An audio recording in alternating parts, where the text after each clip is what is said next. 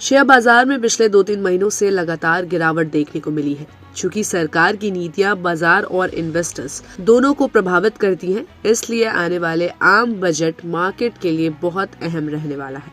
आमतौर पर RBI policy और बजट के दौरान बाजार में बड़ा उतार चढ़ाव देखने को मिलता है। ऐसे में अगर आप मार्केट में इन्वेस्ट या ट्रेडिंग करते हैं तो ये जानना बेहद जरूरी है कि बजट वाले दिन बाजार में किस तरह की वोलेटिलिटी देखने को मिल सकती है। आम बजट 2025 में सरकार कैपिटल एक्सपेंडिचर को प्रायोरिटी देने, मैन्युफैक्चरिंग डेवलपमेंट पर जोर देने के साथ साथ इनकम टैक्स के मोर्चे पर भी कुछ राहत दे सकती है। केंद्रीय बजट में होने वाली ये सभी घोषणाएं शेयर बाजार को महत्वपूर्ण रूप से अफेक्ट करती है। आइए आपको बताते हैं कि बाजार एक्सपर्ट्स बजट वाले दिन इन्वेस्टर्स को किस तरह की सलाह दे रहे हैं। रिपोर्ट के अनुसार शेयर.मार्केट के सुजीत मोदी ने कहा कि बजट वाले दिन बाजार में रहने वाली अस्थिरता के ऐतिहासिक आंकड़ों को देखते हुए पिछले 14 सालों में निफ्टी 50 ने ऐसे 12 मौकों पर 2 से 3% का इंट्राडे मूवमेंट दिया है। भारत का VIX इंडेक्स जो बाजार की अस्थिरता को मापता है, अक्सर बजट वाले दिन से पहले बढ़ता है और घोषणाओं के दौरान गिर जाता है। वहीं क्लियर टैक्स की रिपोर्ट के अनुसार 1 फरवरी 2020 को आम बजट में नए टैक्स स्लैब और लोअर रेट्स का ऐलान किया गया था, लेकिन उद्योग जगत के लिए कोई खास ऐलान नहीं किया गया था। इस वजह से मार्केट में गिरावट आई और सेंसेक्स 2.43% टूटकर 40,000 के नीचे बंद हुआ।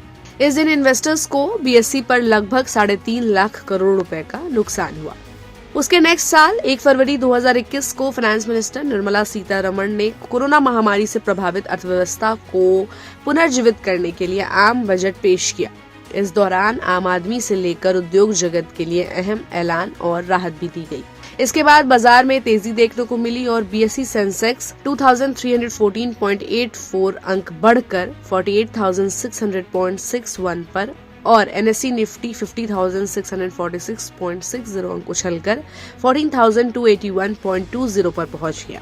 खास बात यह है कि पिछले 20 सालों में बजट के दौरान बाजार का सबसे अच्छा प्रदर्शन था। फाइनेंस मिनिस्टर निर्मला सीतारमण ने 2022 के बजट में कोरोना महामारी के बाद आर्थिक विकास को ध्यान में रखते हुए कई उपाय किए। इस पर बाजार ने पॉजिटिव रिएक्शन दिया। इस दौरान सेंसेक्स 849.40 अंक बढ़कर 58,862.57 पर और निफ्टी 50,237 अंक बढ़कर 17,576.85 पर पहुंच गया। 2022 के बजट वाले दिन फार्मा, FMCG, मेटल, IT और रियल्टी जैसे सेक्टर में बढ़त देखी गई। आम बजट 2023 वाले दिन सेंसेक्स 1100 अंक से ज्यादा चढ़ा, लेकिन 158.18 अंक बढ़कर 59,708.08 पर बंद हुआ।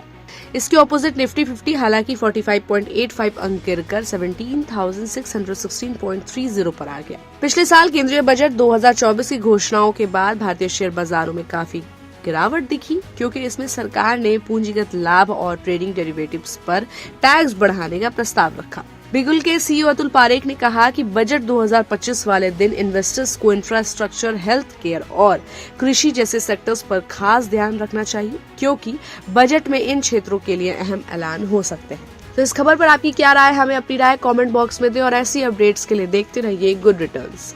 हमारे चैनल को लाइक और सब्सक्राइब करना बिल्कुल भी मत भूलिएगा।